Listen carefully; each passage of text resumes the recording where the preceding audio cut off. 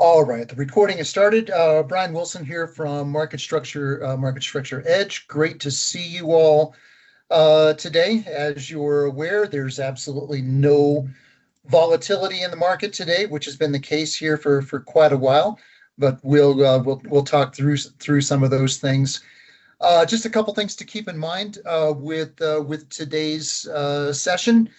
Questions are welcome, of course. You can do that in the chat line itself. I've got 5 or 6 topics to kind of walk through. I don't know if it will take the full 30 minutes, but as I mentioned, feel free to hit me up on some questions. Well, we'll go ahead and get started, and it's obviously been a very interesting time in the market itself. And I'm going to get started by looking at some quarter end activity here. So quarter end, we had this huge move higher in the market a couple of days ago. So what was taking place there?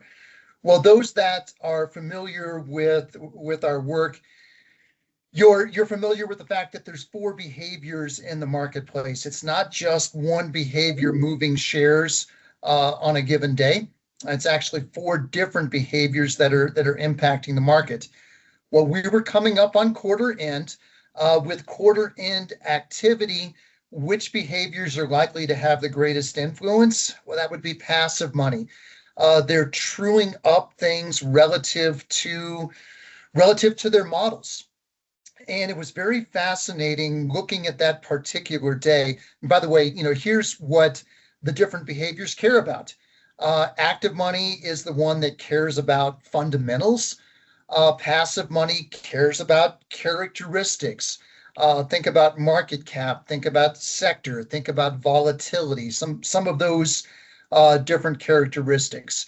Fast traders are trying to profit on price differences in securities. We've certainly seen some fast trading activity today. And then lastly, that risk management element that's coming into play every single day now, but especially with options expirations on a monthly basis. Let me show you what was happening at the end of the month there. So this was an email that I sent to a few of my IR clients. So this was about 45 minutes left in the day on that particular day. Look at the best performing sectors, and S&P 500 was up about 2.7% at that time. So communication services, technology, and consumer discretionary were the best behaviors on the 31st. Now, if you look at year-to-date performance, guess what 3 out of the 4 worst ones were? So in other words, market participants at the end of the month were just a little bit oversold some of these sectors, underweight some of these sectors. They had shares to buy, and that was part of the huge upside that we saw on that particular day. But as a reminder, then, context matters in the market. It was end of month, and it was not only end of month index options, but it was also quarterly activity as well. I mentioned this in the note this morning. Let me get the right one here. Sorry about that. So if we look at trading from a fast trading perspective, we think about what the machines are doing in the marketplace, and this was an email that I sent to a few of my clients a couple days ago or last week. But you recognize that, what are the machines latching onto? They're latching onto sentiment. They're latching onto relevance. They're latching onto novelty.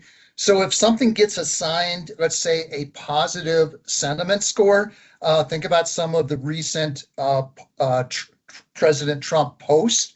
Well, that's going to move the market then in a positive manner. And we've seen that back and forth over the course of time. Relevance, is it relevant right now? The president says that we're in a preliminary peace discussion. That's probably going to move the market from a relevance perspective. Novelty, is it new? Is it a surprise? Is it a deviation from the norms. So all of these things come into play. We certainly saw that hit the markets here first thing this morning.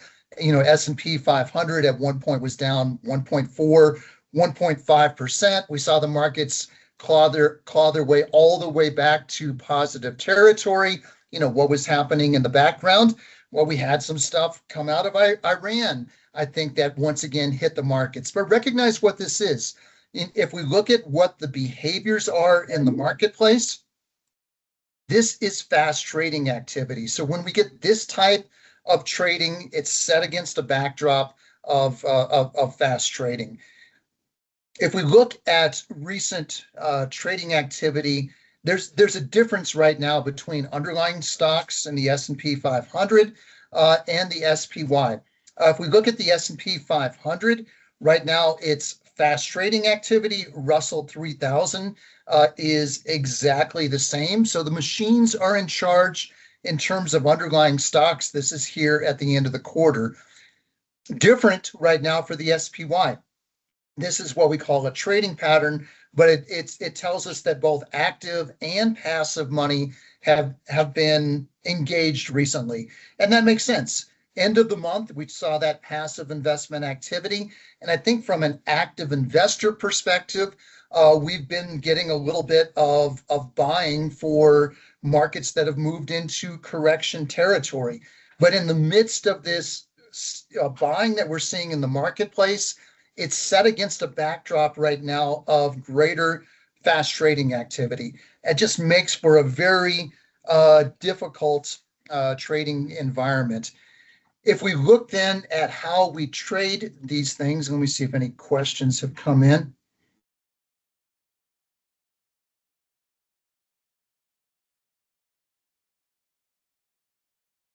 Brad made a comment after opening down 60 points on the SPX, then after 10 minutes, suddenly the market took off 127 points to the upside. That had to be algorithms and machines. No way that humans could do that so fast. You're exactly right, Brad. That's machines once again responding to sentiment, responding to relevance, responding to novelty. They're the ones that are moving the markets when we have that type of trading environment. So, a question then becomes, how do we trade in this environment? Well, first of all, it's challenging, right? If we look at, and I'll spend just a couple more minutes on these reports. If we look at the S&P 500, elevated intraday volatility relative to norms. This 200-day level, usually closer to 2%, by the way. SPY, our SPY report, very similar, and I try to give you guys these numbers on a regular basis. But intraday volatility elevated there as well, 1.5% compared to norms of 90 basis points. When you're in a greater volatility environment, well, it just makes the daily trading very, very challenging. How can we approach that then? Well, quite simply, we just have to be nimble. We have to try to take our gains and not chances. And in fact, I fell victim to this morning. I had a trade and I took half of my profits in the morning. And Brad, to your point, as the day progressed, I then lost money in the second part of the trade. So it just becomes a very challenging environment when conditions can change so rapidly. What helps us then in terms of this activity? Well, we have to, by and large, gravitate towards strong demand. So if we look at, for example, at the energy sector, now there's going to be days here, once again, driven by headlines where, energy might be down. But if you look at the overall setup, well, sentiment is 7.9. Short volume is quite low. That's about as good as you can get in this type of environment. Compare that to information tech. Not bad from a short volume perspective. Short volumes are moving lower, but sentiment is actually moving the other direction, and it's now moved below neutral. So all things being equal, if I had a choice between, which one do I want to trade from the daily trading ideas? Well, I would choose energy over tech. You look at the setup for materials, very similar. Demand is strong. Short volume is generally moving lower. I'm going to choose materials right now over tech as well. And just recognize that in the middle of these trades, it does become very difficult when the market is being so susceptible to this fast trading activity. Not only have we made our way through quarter end, but we're also in the middle of a month-to-month transition. And I believe it was yesterday's note where I shared this with you. We look at overall activity at the beginning of different months, and this was September going into October. We were briefly positive, the market turned lower. October into November, briefly positive, market turned lower. We look at November into December, kind of the same, moving sideways, market turns lower. December into January was really one of the only times where we actually had kind of positive activity there, for a period of time. We look at January into February. Once again, very briefly positive, market turns lower. Same thing in the end of March into April, markets turning lower. So as a general principle, we've just seen negativity here over time and for these monthly transitions. Will this one be any different? Well, we've had one update so far. If we look at trading here as the day is progressing, it's been in this range here, about 20 basis points down now for the last 2 to 3 hours. Not sure how it will close, but once again, it was much weaker earlier in the day. Let's go take a look at a couple of examples recently where we've moved below what we call the green line here. So the green line represents oversold conditions in the marketplace. What you're looking at here is a 3-year look. This is market structure sentiment or demand in green, SPY here in blue.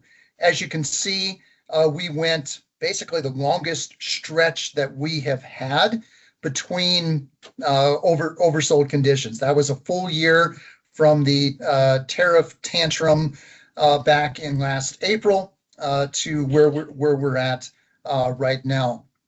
Let me show you a couple of these during the last 3 years to give you an idea of what we can possibly expect with this one. And as you can see so far, we moved below the green line, and we really haven't done anything yet coming out the other side.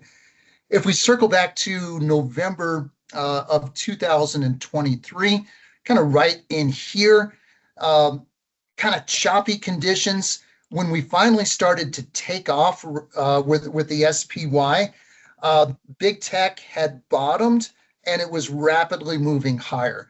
So that contributed to the appreciation then that we saw in the market. If we look at April, once again, below the green line, below oversold conditions, big tech had bottomed, it was rapidly moving higher, similar conditions. We circle over to October. We just very briefly reached that green line, and then it shot higher. Why was it such a short time there? Well, big tech was already strong, kind of behind the surface at that time, and it didn't really weaken very much. December 2024, we went below it. We stayed in that realm for quite a while before we finally started to move higher. And that one was, to a certain degree, very similar to what we're experiencing right now. Big tech didn't really find a bottom until January of that year. And then lastly, this one in April, big tech rapidly declined and then rapidly accelerated higher again. What am I explaining there? Well, a rapid deterioration in big tech. What do we have right now? And I'm looking at this right here. Let me show you on the big tech itself. Basically, just a slow deterioration at this particular time. So we look at overall big tech conditions. It's not been a rapid decline. It's been just kind of a slow drift lower. What has the broad market been doing?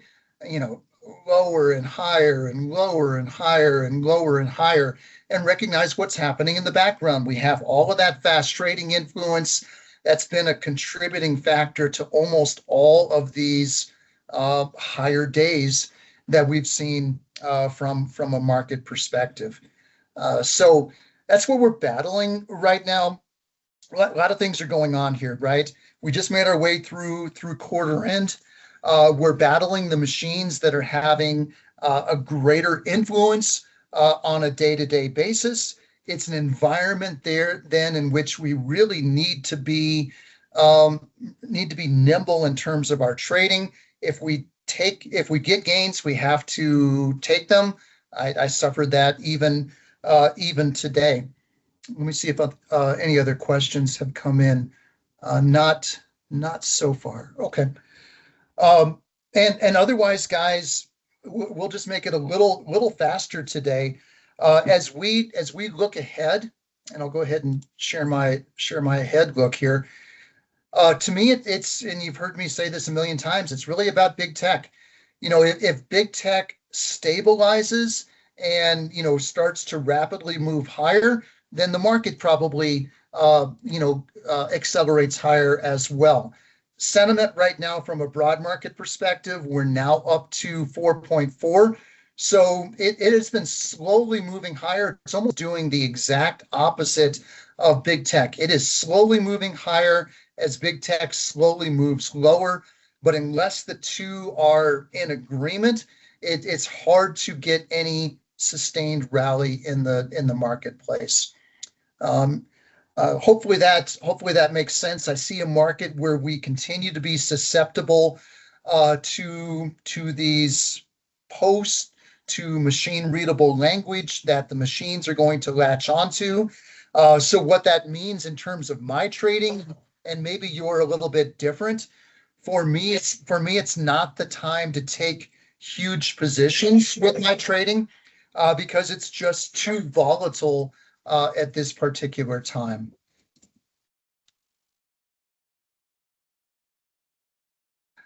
Candace had a question in terms of whether I'm still trading from daily trading ideas. Candace, I generally don't trade from low volatility. That's just a personal choice. There's nothing wrong with that portfolio. I just tend to gravitate towards the momentum names. As I mentioned earlier, if I'm trading from those momentum names, I'm trying to gravitate towards the ones that have the best setup. And I gave that example earlier. If I had a choice between energy and tech, well, I would choose energy right now because it has, a much better demand setup at this particular time. Brad, good question. What portfolio group would like copper and uranium be in? I'm not 100% sure.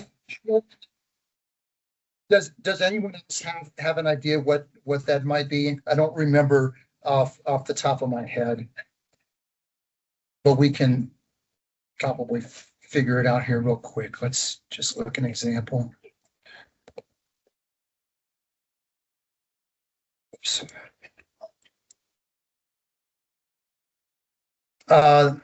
That should, Brad, that I was just looking up one example. That should be in the materials group in terms of that type of activity.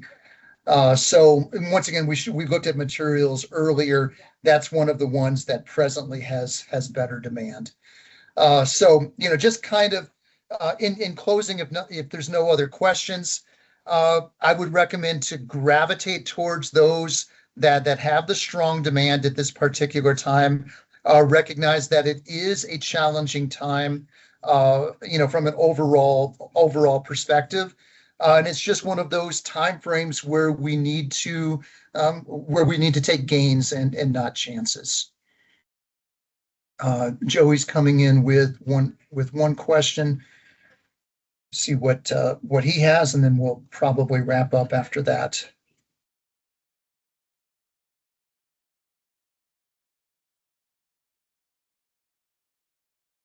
And one second, guys, just waiting for a couple of questions that are coming in.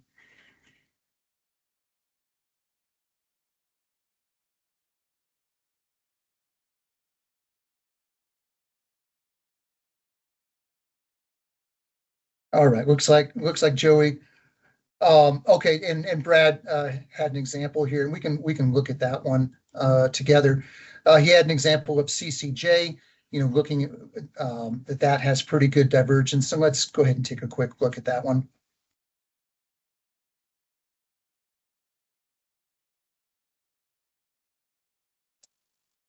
So we look at Cameco. And you can see this is a great example where, increasing here, and it's a good example of kind of a value situation, right? You can see stock price moving lower over time. Sentiment now is bouncing off of 1. It's up to 4.2. It has lower demand. Good overall setup, hasn't quite reached neutral yet. So this would be the type of setup, more of a value type play. If I'm getting into those names, I'm maybe taking a partial position and then seeing if it can continue that move above neutral. And then what you can see over time then is you can back this up to 6 months. Usually I don't go much more than 6 months, but you can see how strong demand was for CCJ over time. When demand weakened, then share price weakened as well. And once again, this one is coming off of oversold conditions, but starting to do a little bit better. Will it move above neutral? Remains to be seen, but that's the type of setup, and that's the type of approach that I would take with that one. Well, guys, with that, for those who celebrate Easter this weekend, I just wish you all just a wonderful Easter holiday time with family and friends, and of course, for those who celebrate it, just the fact of our resurrected Lord. So, day off tomorrow. FYI, we will not have this session next week. So if you got a calendar acceptance for some reason, can you please delete that? Please don't show up next week because I'm going to be at a conference. So all the best, guys, and we'll catch you in a couple of weeks.